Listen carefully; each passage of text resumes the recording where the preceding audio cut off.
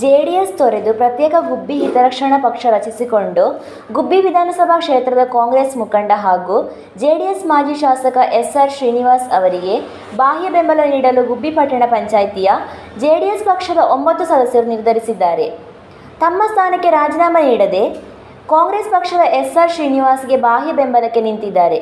ಗುಬ್ಬಿ ಕ್ಷೇತ್ರದಲ್ಲಿನ ಜೆಡಿಎಸ್ ಅಭ್ಯರ್ಥಿ ವಿರುದ್ಧ ಅಸಮಾಧಾನ ಹೊರಹಾಕಿದ ಪಟ್ಟಣ ಪಂಚಾಯತ್ ಸದಸ್ಯರು, ನಮಗೆ ಜೆಡಿಎಸ್ ಪಕ್ಷದ ಮೇಲೆ ಅಸಮಾಧಾನ ಇಲ್ಲ, ನಮಗೆ ಕೇವಲ ಗುಬ್ಬಿ ಕ್ಷೇತ್ರದ ಜೆಡಿಎಸ್ ಅಭ್ಯರ್ಥಿಯಾಗಿರೋ ನಾಗರಾಜ್ ಮೇಲೆ ಅಸಮಾಧಾನ ಇದೆ ಎಂದು ಜೆಡಿಎಸ್ ಸದಸ್ಯ ಸಿದ್ದರಾಮಣ್ಣ ತುಮಕೂರಿನಲ್ಲಿ ನಡೆದ ಪತ್ರಿಕಾಗೋಷ್ಠಿಯಲ್ಲಿ ತಿಳಿಸಿದ್ದಾರೆ.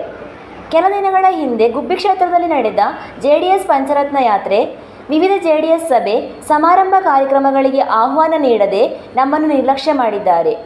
ಎಸ್ಆರ್ ಶ್ರೀನಿವಾಸ್ ಜೆಡಿಎಸ್ ಪಕ್ಷವನ್ನು ತೊರೆದ ನಂತರ ಗುಬ್ಬಿ ಪಟ್ಟಣ ಪಂಚಾಯಿತಿ ಜೆಡಿಎಸ್ನ 9 ಸದಸ್ಯರನ್ನು ಗುಬ್ಬಿ ಕ್ಷೇತ್ರದ ಜೆಡಿಎಸ್ ಅಭ್ಯರ್ಥಿ ನಾಗರಾಜ್ ಗಣನೆಗೆ ತೆಗೆದುಕೊಂಡಿಲ್ಲ ಎಂದು ಅವರು ಆರೋಪಿಸಿದರು.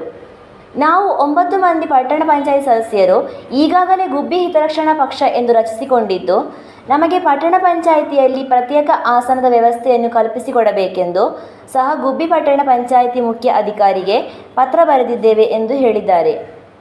ಪ್ರತಿಯೊಬ್ಬರಿಗೂ ಸ್ವಾಭಿಮಾನ ಅನ್ನೋದು ಇರುತ್ತೆ.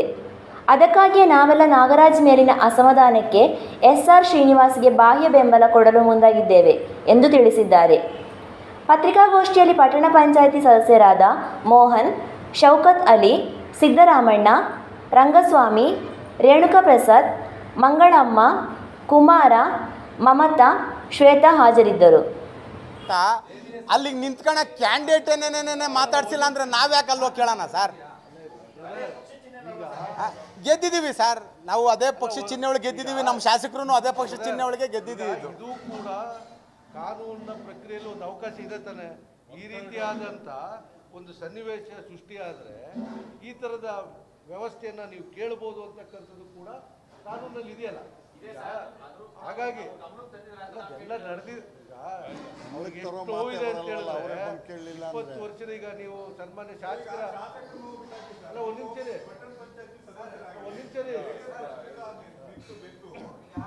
ಒಂದು ವಿಚಾರ